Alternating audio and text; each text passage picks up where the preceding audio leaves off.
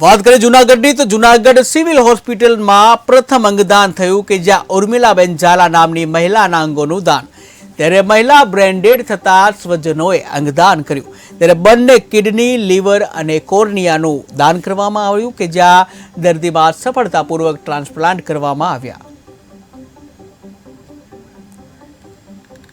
General hospital Junagadh ખાતે આજે સૌ પ્રથમ વખત અંગદાન કરવામાં આવેલ હતું.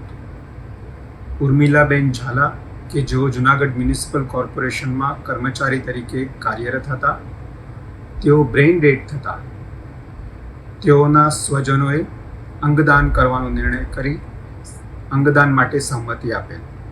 ત્યારબાદ તેમનું લીવર, બંને કિડની તથા બંને કોર્નિયા એટલે કે આંખની કીકીનું દાન કરવામાં આવેલ હતું.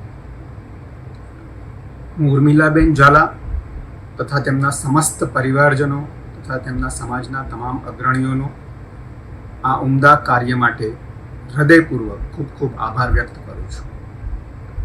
ઉર્મિલાબેન દ્વારા ડોનેટ કરવામાં આવેલ લીવર તથા kidney CIMS hospital Sola Ahmedabad ખાતે લઈ જવામાં આવેલ હતા.